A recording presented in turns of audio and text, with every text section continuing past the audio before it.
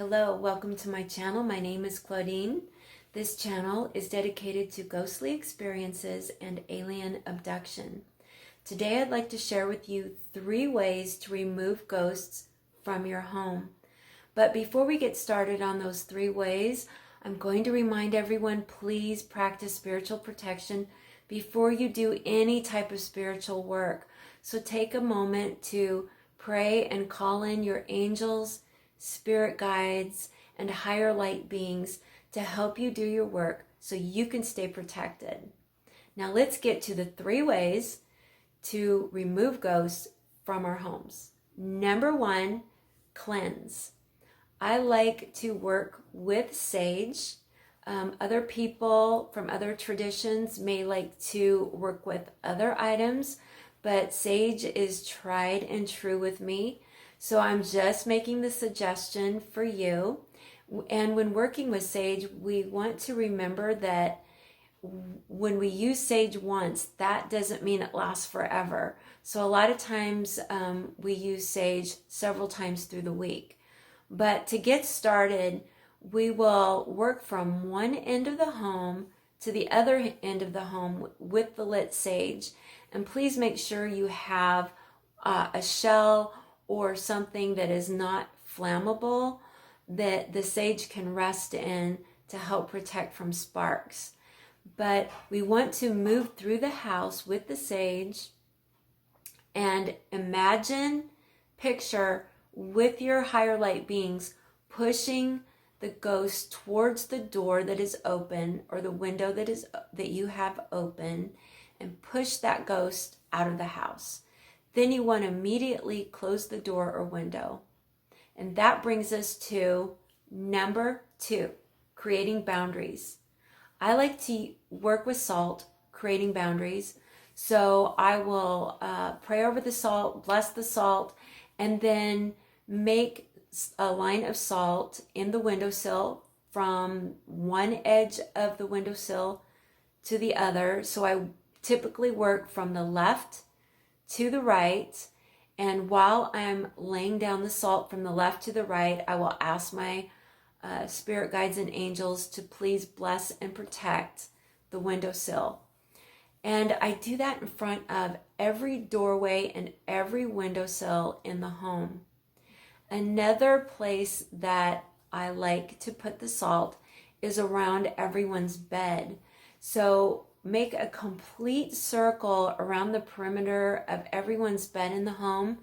That's a nice added barrier for any ghost who is trying to bother someone in the middle of the night. Number 3 is close portals. So what is a portal? A portal is a doorway. It's a spiritual doorway, and ghosts can pass through spiritual doorways as well as any other type of entity. So when a doorway is open, a spiritual doorway is open in our home, we don't really know who is coming in and out. So it's really good to seal those portals. Some ways to seal the portals would be holy water, and I also like to use blessed oil.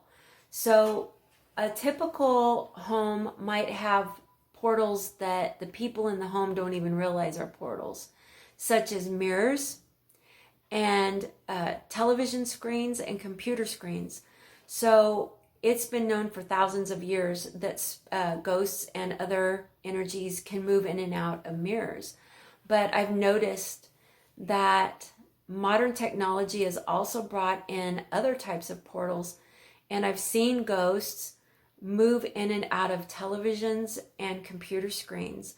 So I like to bless these screens and mirrors with holy water, and then bless fabric to go over the mirrors when you're not using them, and to go over your technology when you're not using them. I think that maybe the ghosts get energy from the technology, but that glass screen on the computers and television sets may in some way be working in the same way that mirrors do. I don't really know the science behind it. I just know that I've witnessed it, and people that I've worked with have witnessed it. So we want to cover mirrors, TVs, computers, and anything else that you feel like a spirit has been using as a portal to move in and out of. Another thing that we might want to be aware of is items of divination. So I personally have nothing against divination. However, a lot of people use these items such as tarot cards and runes without using spiritual protection first.